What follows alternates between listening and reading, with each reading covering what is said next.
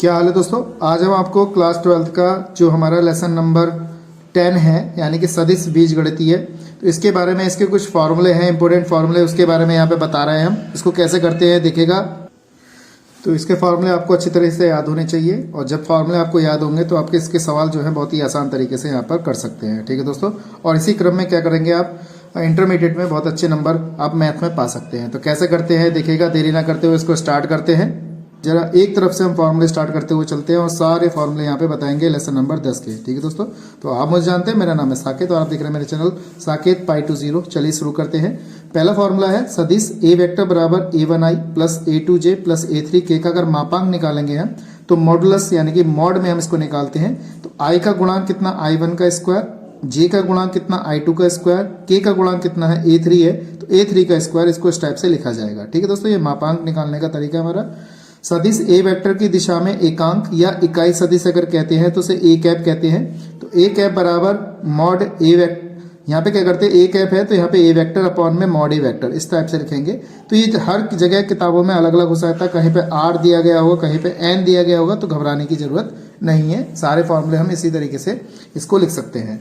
इसके बाद अगला है हमारे पास सदिश ए वेक्टर के अनुदिश एन इकाई लंबाई का सदिश होगा, तो उसमें हम क्या करेंगे, एन से मल्टीप्लाई कर देंगे और हमारा जो इकाई सदिश होगा यानी कि एकांक सदिश होगा उसमें एन से मल्टीप्लाई कर देंगे। ठीक है। लेकिन कब होगा, जब अनुदिश एन इकाई लंबाई का सदिश ज्ञात करेगा तब इस टाइप से लगाया जाएगा।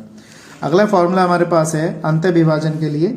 माना किसी बिंदु सी रेखाखंड ए बी को अनुपात में दे रखा है, m अनुपात n के अनुपात में दिया है, तो अंत्य विभाजित करता है, तब हम बिंदु सी के स्थिति सदिश को ज्ञात करेंगे।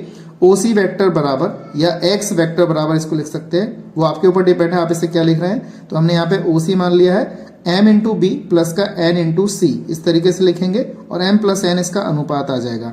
अंत्य विभाजन में यहाँ पे प्लस आता है और बाह्य विभाजन में यहाँ पे क्या आ जाता है, माइनस आ जाता है। दोनों फॉर्मूले सेम है, बस अंत्य विभाजन में प्लस और बाह्य विभाजन में यहाँ पे माइनस होगा।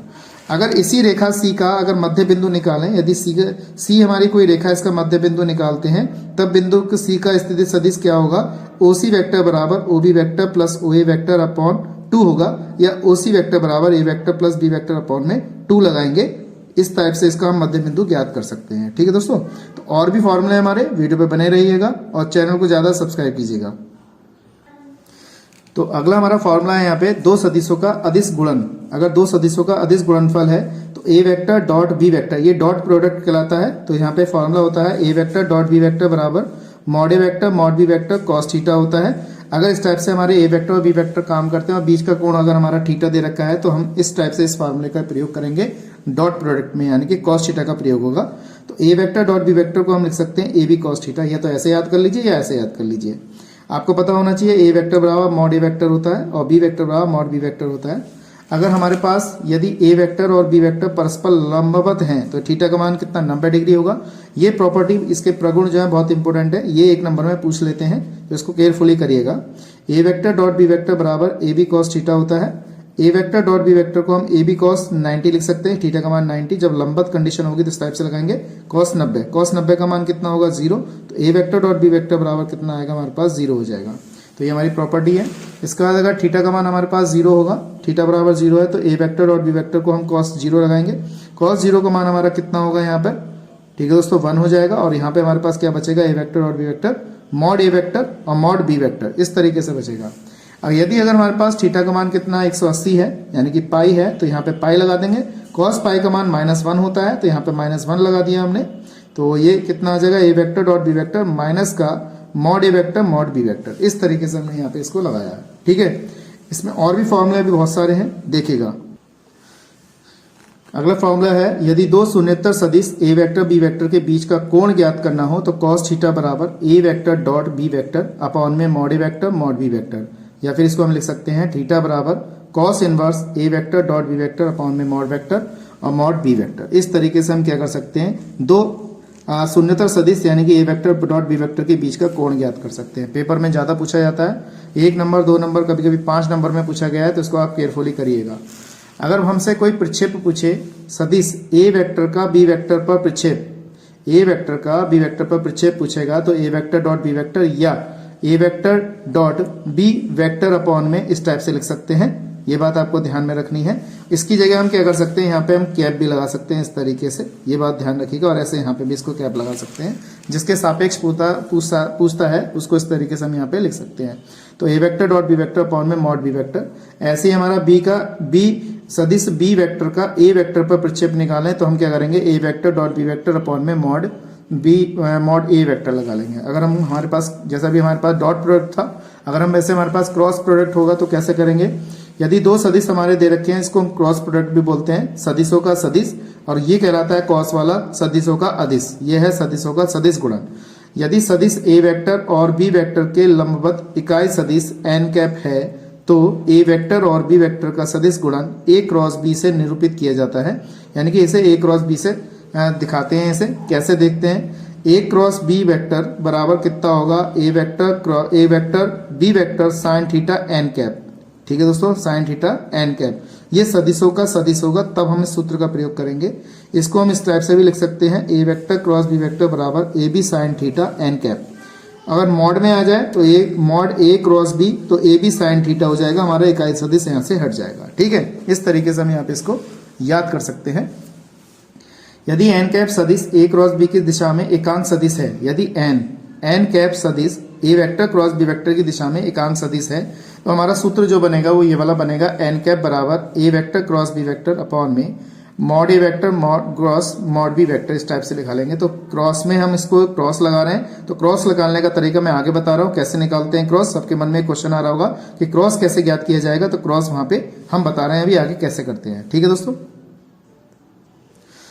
यदि ए वेक्टर तथा बी वेक्टर परस्पर हमारा क्या है, समांतर सदिश है, तो a vector cross b vector कितना होगा, 0। ये बात ध्यान रखनी है, अगर परस्पर समांतर है तो a vector cross b vector क्या होगा, 0 होगा।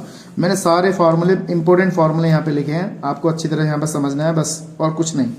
अगर परस्पर लंबवत इकाई सदिश आई जे के है तो इसके लिए हम क्या करेंगे, आई क्रॉस आई का मान 0 होता है। देखिए यहाँ पे क्रॉस प्रोडक्ट चल रहा है, आई डॉट आई का मान 1 होता है। ठीक है दोस्तों, लेकिन यहाँ पे क्या है, हमारे पास क्रॉस है, तो आई क्रॉस आई का मान क्या होगा, 0। जे क्रॉस जे का मान क्या होगा, 0।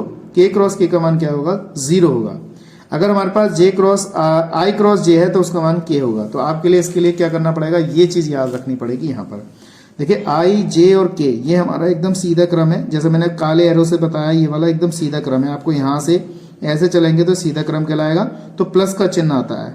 ठीक है, अगर आप उल्टे चलेंगे ऐसे तो वहां पे चिन्ह का आएगा माइनस का आएगा, उल्टा चलेंगे तब माइनस का आएगा। अब जैसे ये देखिए आई क्रॉस जे यानी कि आई से क्रॉस जे की तरफ चल रहा हूं तो प्लस का के लिखा है, जे क्रॉस के जे से के की तरफ चल रहे हैं तो प्लस का चिन्ह आया, देखो प्लस का आई है।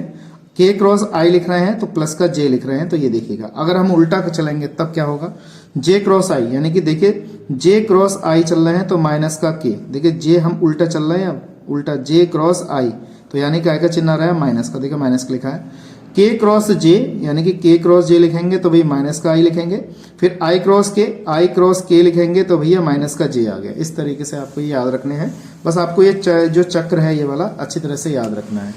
इसी प्रकार से और फॉर्मूले हमारे पास है, यदि सदिश ए वेक्टर और बी वेक्टर के बीच का कोण थीटा की जया साइन, यदि साइन सदिशों के ए वेक्टर और बी वेक्टर के बीच का कोण थीटा की जया साइन का मान सदिश गुणन के पदों में हो तो साइन थीटा बराबर mod a vector cross b vector mod में mod a vector mod b vector, ऐसे हम साइन थीटा का मान निकालेंगे। जब ए और बी के बीच के सदिश का कोण ज्ञात करना होगा तो साइन का प्रयोग करेंगे, तो साइन थीटा बराबर mod a cross B upon में मॉड ए मॉड बी निकालेंगे।